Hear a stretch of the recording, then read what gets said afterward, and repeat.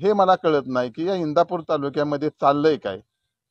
आज लोक म्हणतायत की आजी नको माझी नको, तरी पण आजी माझीलाच बोलवून घ्यायचं।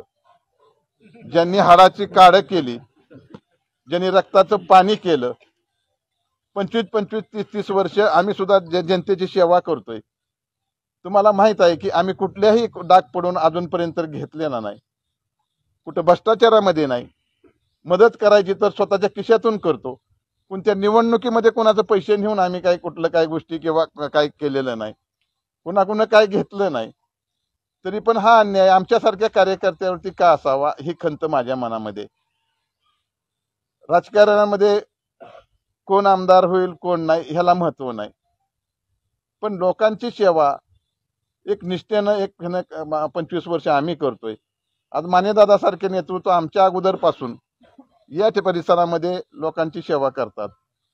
जर आमच्यासारख्या माणसाला न्याय नाही तर मग न्याय परत परत त्याच माणसाला कोणत्या कारणानं देत आहे। आणि ठीक आहे, हा विषय या इंदापूर तालुक्यातल्या जनतेनं समजून घेतला पाहिजे। हा विषय भावनेचा आहे, हा विषय झालेल्या अन्यायाचा आहे।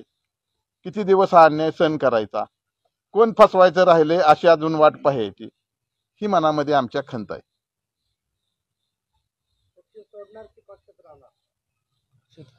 आता पक्ष सोडायचा, पक्षाला आम्ही 10 तारखेपर्यंतचा म्हणजे असा विषय आहे की 10 तारखेपर्यंत आम्ही 11 तारखेपर्यंत आम्ही 11 तारखेला मेळावा घेतलाय।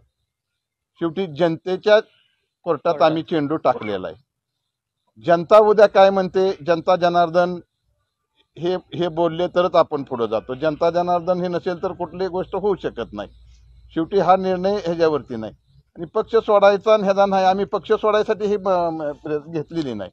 शेवटी आजही विश्वास आमच्या सगळ्यांचा, आम्ही असं म्हणत नाही आम्ही दोघं हित आहे, बरोबर आहे का भैया? अजूनही तुम्ही ज्यांनी 4-5 जणांनी मागितली त्यातलं दिलं तरी आप्पासाहेब जगदायचं काम करायची तयारी आहे, भैया आहे का नाही? हा विषय जनतेचा आहे, हे मान्य करावं लागेल।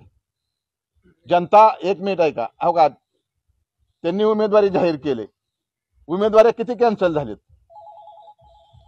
तुम्ही इतिहास बघा मागे जाऊन। करावीच लागेल,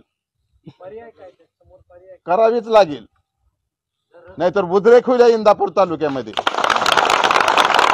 उमेदवार कोण बघणार नाही, हा उद्रेक इंदापूरमध्ये होणार नाही, संपूर्ण महाराष्ट्रामध्ये उद्रेक झाल्याशिवाय राहणार नाही। ह्याचे परिणाम महाराष्ट्रात भोगावे लागतील अशी परिस्थिती निर्माण होईल। आणि मी बोलतो म्हणजे काय हे बोलत नाही, माझा कुणावरती रोष नाही, माझ्यावर झालाय अन्याय मान्य करतो। माझं मन रडतंय, मन रडतंय माझं। 25 वर्ष या लोकांची सेवा प्रामाणिकपणे केली, डोळ्याला नाही पाणी येणार, पण मन माझं रडतंय। शब्दाला पक्का असलं पाहिजे।